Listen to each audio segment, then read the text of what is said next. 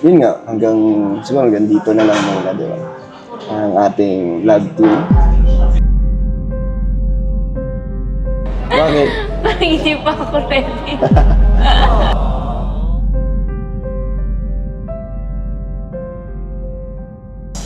Sabay na muna? Ano? Please hear that. Sige na. Bye-bye. Bye-bye.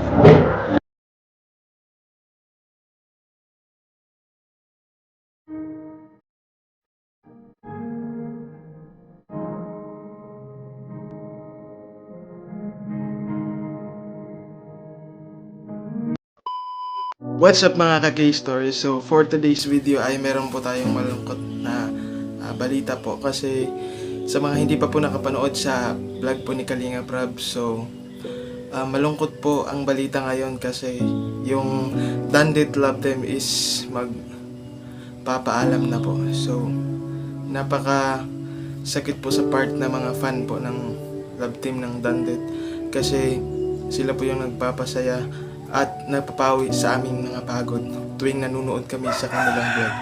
So ito guys yung kaunting video po, panoorin po natin.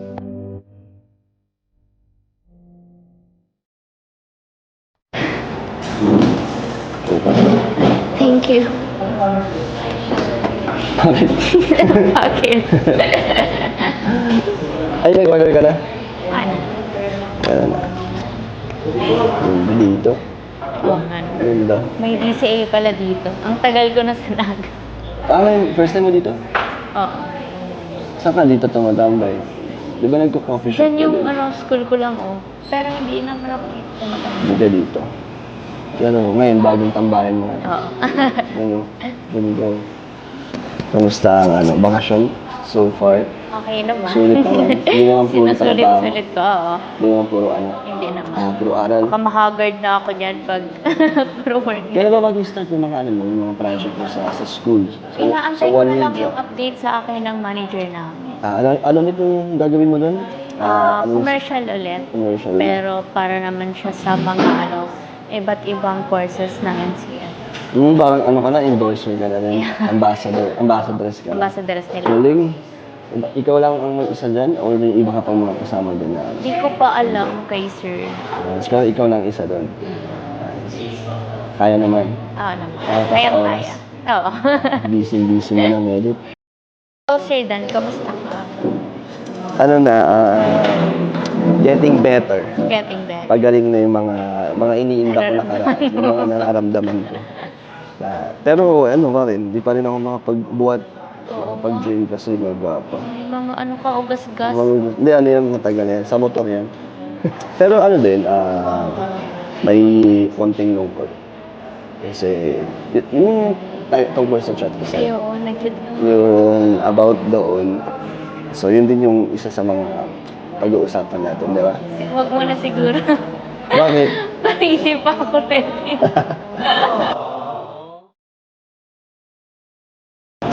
Sige, mamaya na lang. Pag medyo ready ka na.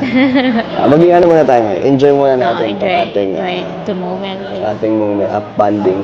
Yeah. Pasensya ka na, Medit, dahil sa gulo ng mga nangyayari ngayon. Aware ka naman din, di ba? Sa mga negative.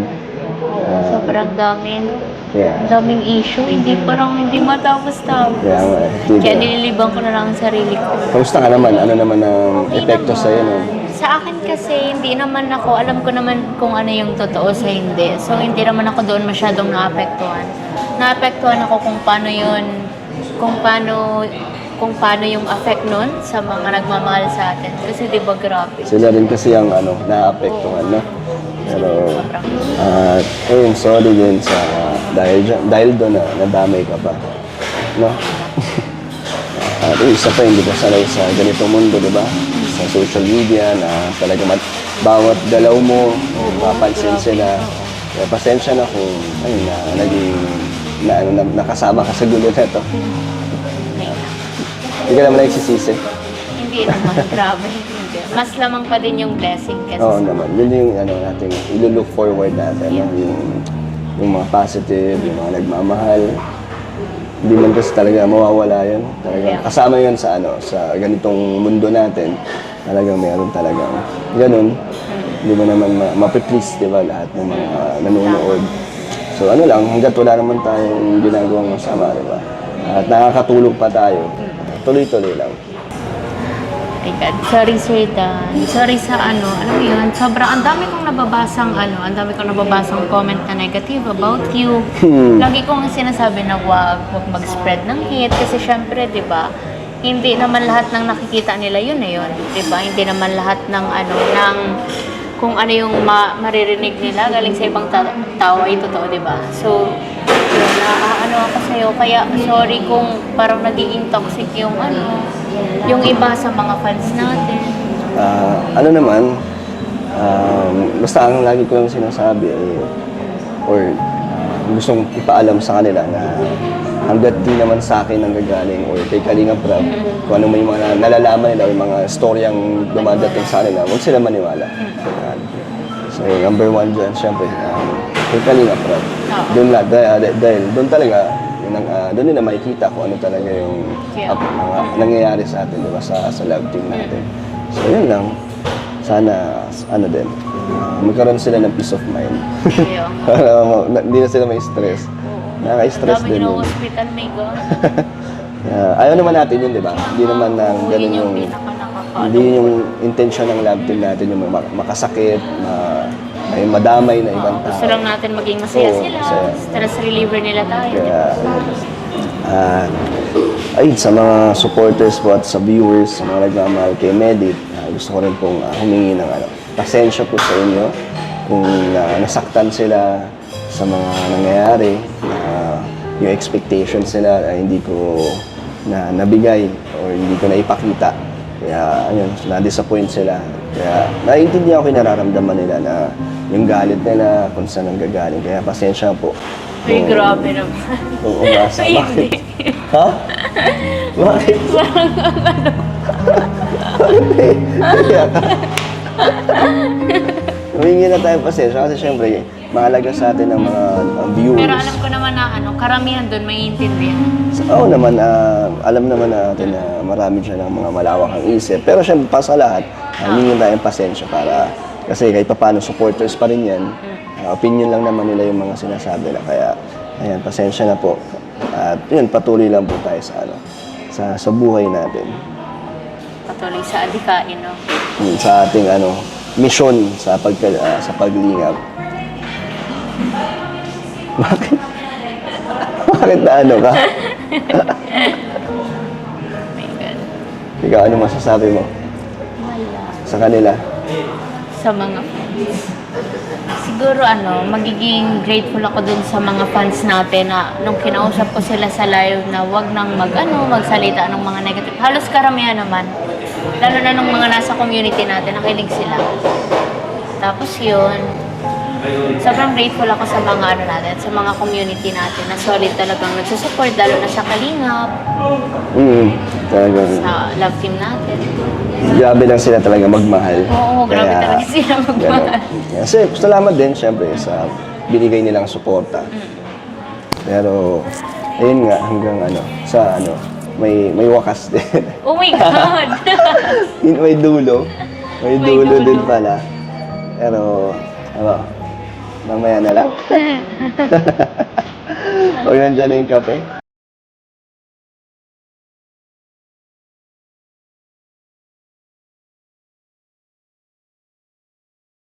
Mami, Thank you po.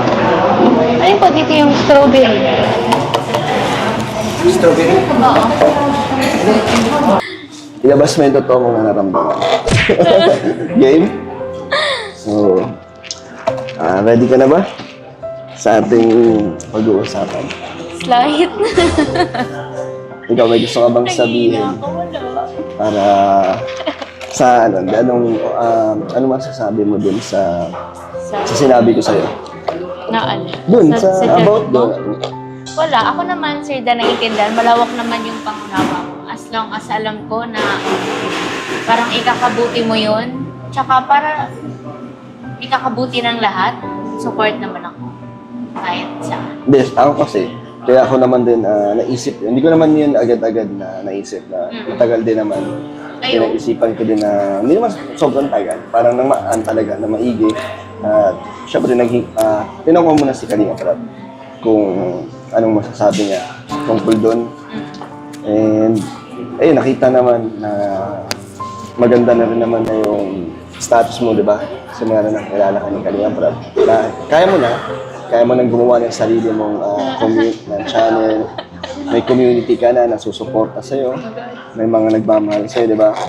Kaya mawala man ang ating love team, nandyan ka pa rin. Bilang Kalinga Princess. Hindi ka naman papabayaan ni Kalinga Prab. Tapos, tuloy-tuloy pa rin, di ba? Magkikita pa rin naman tayo, di ba? I-chat mo nga. Hindi man mawawala, hindi man magbabago yung nasimulan natin na paano tayo naging magkaibigan. Sadyang, lang din. Yun nga, siguro hanggang dito na lang muna, di ba? Ang ating love team. Dahil, yung dahilan nun, syempre, nung nangyari na, yung sa community natin masyado naging toxic, tapos maraming maraming nadamay ng mga tao. Sobrang, ayoko din naman nila maramdaman yung galit nila, na lagi na lang silang gano'n, lagi sila may stress. And syempre, mga seniors din sila, di ba? Dapat di sila makaramdam ng mga bagay na makakapagpasakit sa akin. So, para less stress na lang, di ba? Ikaw, lagi ka naman nilang makikita. Di ba? Lagi ka naman nilang, updated pa rin sila sa'yo, di ba? Nagda-live ka, tapos pa nagkaroon ka na ng channel mo. So, mas masaya, di ba? Yung community mo, puro good vibes na lang, masaya na lang. At sana, wag magalit sa atin or sa akin yung mga nagmamahal sa love team natin na titigil na natin. Sana wag naman silang maapektuhan din talaga. Maapektuhan sila, maintindihan natin kasi ganun yung pagmamahal nila sa ating love team. Pero sana maintindihan nila. At sana sumuporta pa rin sila, di ba, sa ating dalawa. Pa rin, kung ano yung binigay nilang suporta nung una, sana kahit na magkaroon tayo ng sariling landas. Sana maging consistent, tapos mas lumawak pa. Nandun pa rin. Pero, basta, yun, ikaw, anong masasabi mo dun? Wala. Ako naman, Sir Dan, kung ano yung support lang naman ako. Tsaka nire-respeto ko kung ano yung decision mo. Kasi syempre, kahit hindi pa, nagulat talaga ako na, oh my God, titigil ka sa love team. Kasi, syempre, ko lang naman, first time ko lang din naman magkaroon ng First time ko lang din naman. Thankful naman ako din na ikaw ang una ko naging kapartner sa love team na talagang maganda, di ba? Marami din ako na-experience at natutunan bilang isang vlogger din. Madami din, may a-apply ko, di ba, sa atin pareho.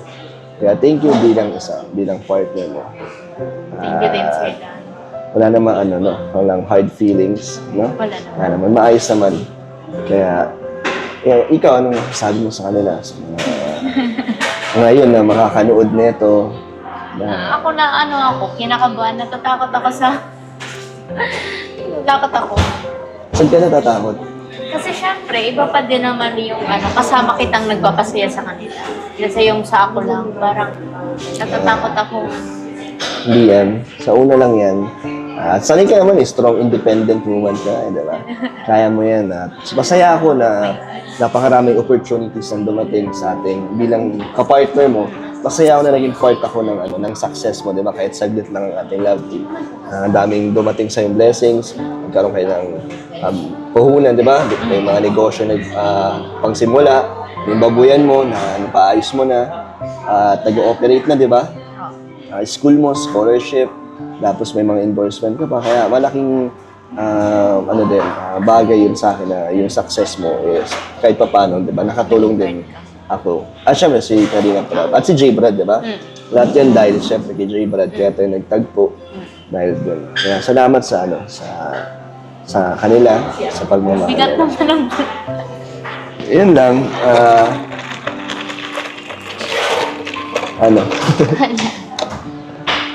Sana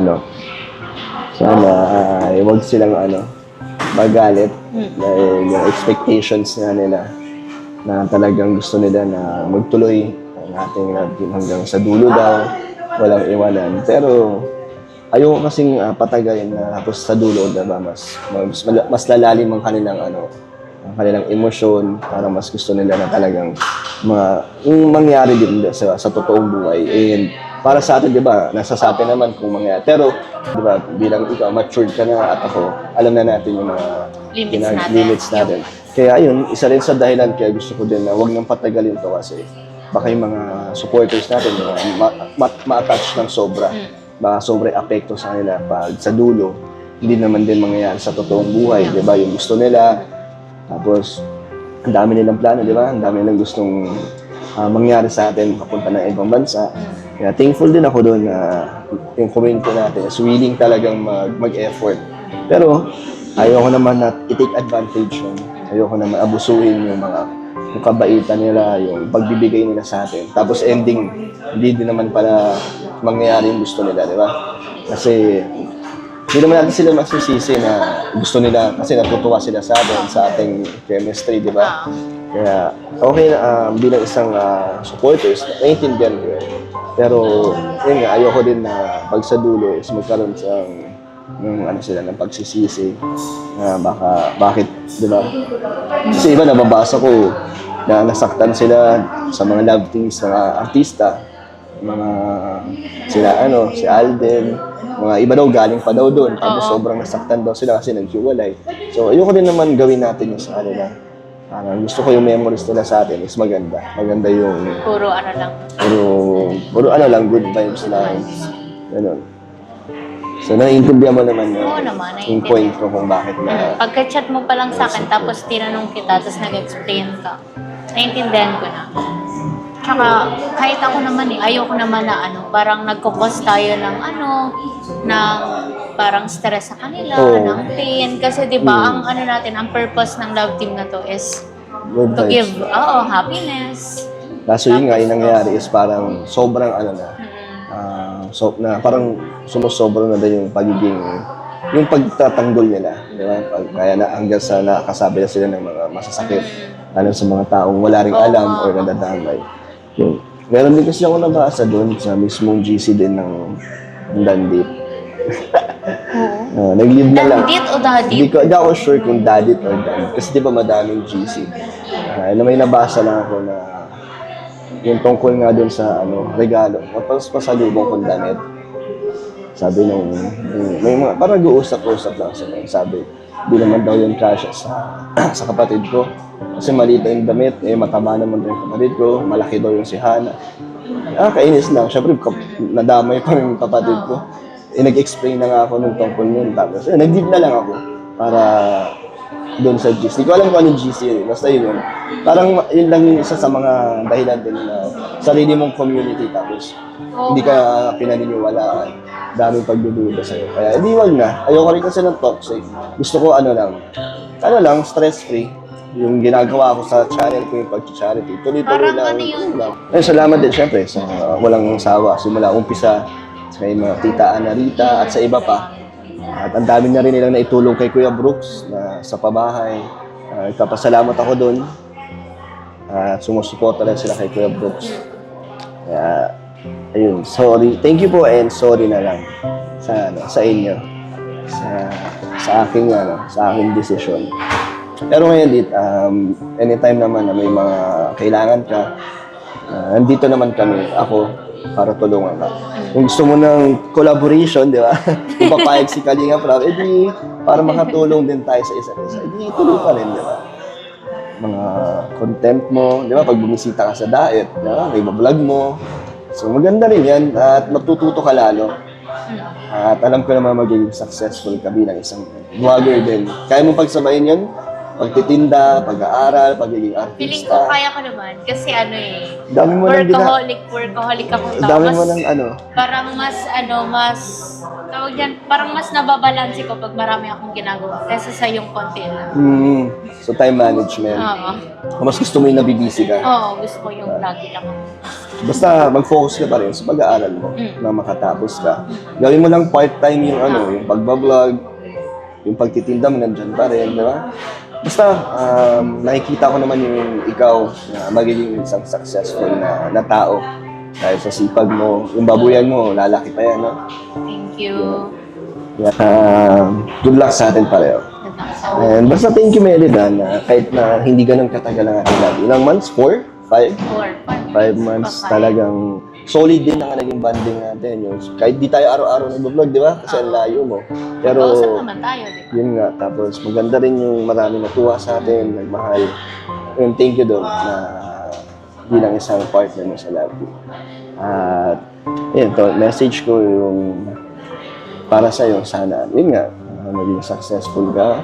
At huwag sana ma-apekto sa'yo, huwag ka sanang ma-apektuhan sa pagtigil ng love team natin. Diba? Wala naman din tong magiging epekto sa'yo, di ba, na negative. Okay naman. Sana. At, ayun, sa mga supporters naman po, sa mga nagmamahal, gusto ko lang po humingi na pasensya dahil na-disappoint ko po kayo. Hindi ko na ibigay ang gusto niyo po. At sana maintindihan niyo na lang po ang aking dahilan. Yan, nasabi ko naman kanina. Kaya, till next time. Till next time. Sige po. So,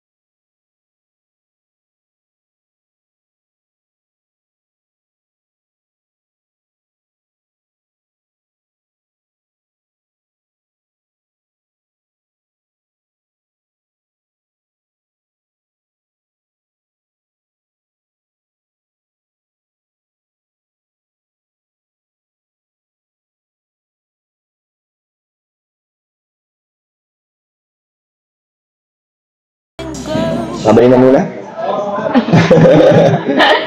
Thank you, Dad. Sige na. Bye-bye. Bye-bye.